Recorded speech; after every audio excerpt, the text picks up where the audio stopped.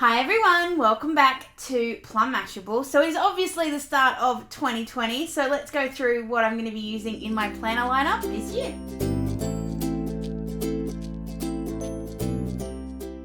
Okay, so honestly not much has changed from last year, but I do have a couple of planners that I kind of keep on the go. Some are different, some come and go depending on projects and things like that.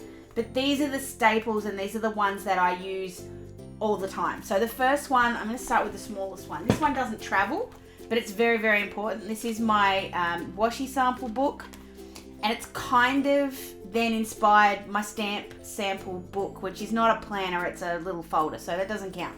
But in here, this is a Mumsy and Bub, I think it's milk candy, I think that's what it's called. And it's got all of my, it's got little kikki.K notebooks in it, and it's got all of the Washi samples. So the first one's Planners Anonymous, and then it's got Fox and Cactus, Simply Gilded, Planet Beautiful and Tickle Pink.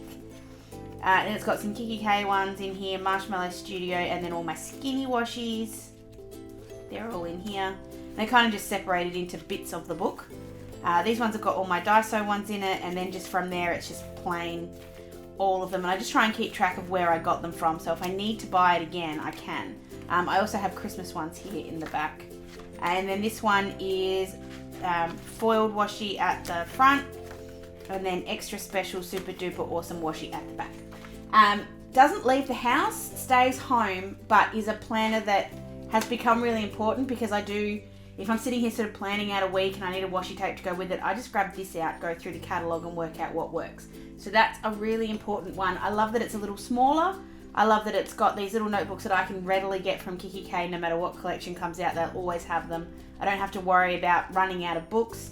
Really love this one, even if it is pink. But I love the candy of it. It's a really good, solid, 90% solid. This little bit's driving me nuts, but I don't know if that's me or the fact that I'm using like smaller books. I think that actually might be the problem. So that's not the planner's fault, that's my fault. But I love it. It looks really cute sitting on my cupboard. It sits this way, and I love that one. My YouTube planner is going to stay in here for now, but is going to move into here. So I tend to keep sort of 3 months worth in these. So this one had November, December, January. I might chuck February in here too, just so I can start this sort of in autumn. That's sort of what I'm thinking. But I love the Planners Anonymous TNs, and they just give me a nice cool way to sort of bring in some color to my planner, because I've very much been stuck with my navy blue for a while now. So I've got my little page holder opener in the front here, a little clip there that's just pretty, and then I just keep in all of my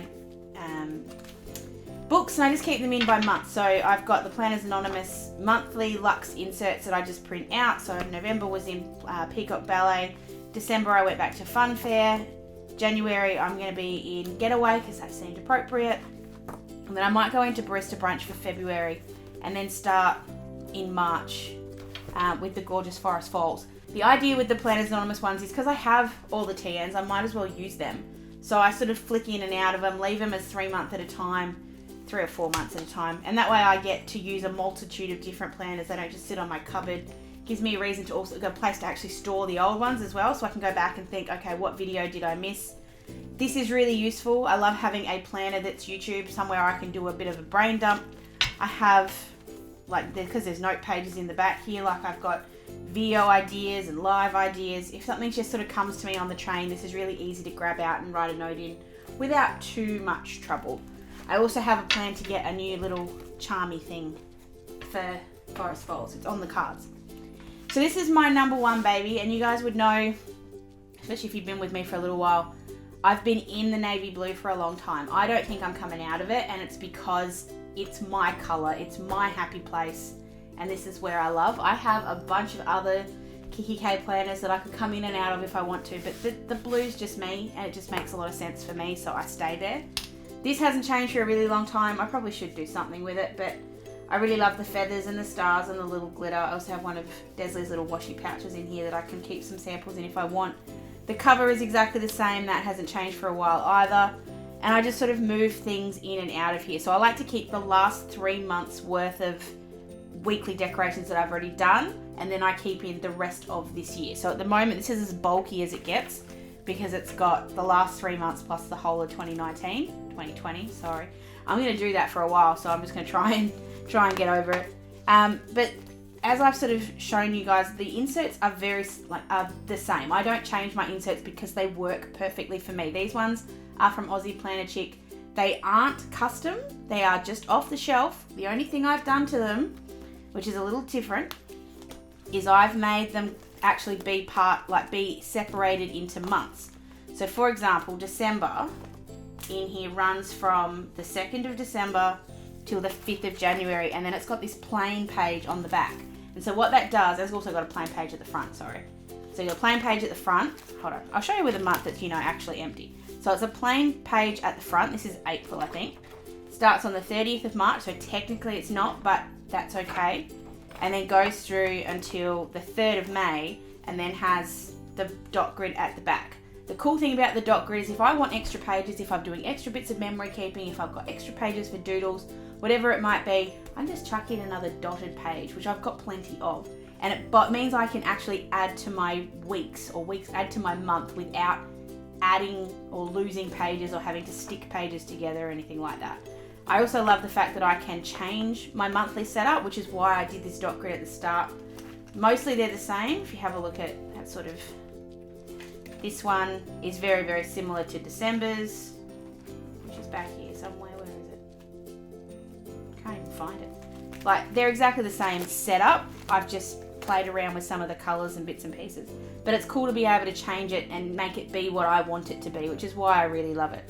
The only thing that's changed with my inserts from last year to this year, and I think I mentioned it in my weekly deco this week, was that I've moved my dates from left alignment to right alignment, and that gives me the ability to be able to really decorate down the middle, like I did say. I know I said that in Sunday's video. So that was sort of the only thing that's changed in layout wise.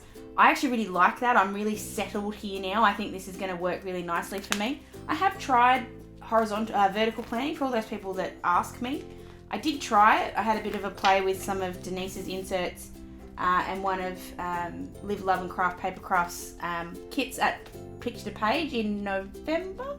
And I really do like vertical planning, but for me, horizontal just makes more sense. I don't know why. It's my natural kind of where I'm happy to be. So that's sort of why I stay this way. The only other thing that's in here, I've done two things. I've got one for my little bows from the Moxie Foxies come in here, and that's just going to be like my weekly little clip. I'm thinking about getting rid of the star just because it's kind of a pain, and it has been a pain for a while. Maybe I replace it with the bow and that becomes my this is where your week is kind of thing. And then I've just chucked in the back two things. I've got my May Paper Co. little Velcro pocket. So good, and yes, there is a giveaway coming for this one. And I've also swapped out my to-do from the regular colour one to the advent calendar themed kind of colours. But other than that, this planner is exactly the same as it was last year because it works. And when you find something that works, my attitude is don't change it. You can alter it a little bit to see if something else might work too, but generally stick with what you've got because you know it works. And that's the sort of thinking too with the YouTube planners. I know this works now. It's a way that actually suits the way that I like to plan, like to organise. And just to give you a little sneaky peek, I won't do it into January because then you guys will see what videos I've got coming up. But this whole thing, hold on, I kind of have to. No, I can't because you know what's coming. But this is like covered with post-it notes at the start of the month because I will put ideas in and then I move them around, and then once it's filmed and it's solid, then it goes in here. Even then, some things still change. But it's a really good way to be able to make sure I've got all my videos sorted. And that kind of layout works really well in a TN. It doesn't work quite so well in rings. So that's why I really enjoy flicking between the two different kinds of planners. So that is my 2020 lineup for my planners. I know it's very similar to last year, but honestly, it's a system that is working. And I'm a firm believer in when you find something that works, don't change it.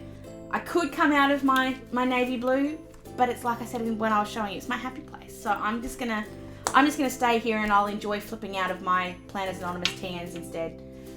It's a good compromise and it works, so I'm going with it.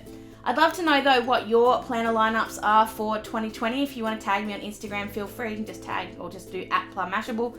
Really easy to find me on Instagram or Facebook or YouTube, which you obviously already have. Feel free to tag me anywhere and share any of your planner lineups for 2020. I'd be really interested to see what you're using and how you use it to plan out your days. I hope you guys all had an absolutely fabulous New Year's Eve and enjoying your New Year's Day, whatever you happen to have done and be doing. Have an awesome, awesome, awesome rest of your week, and I will see you in my next video. Sending lots of huggles.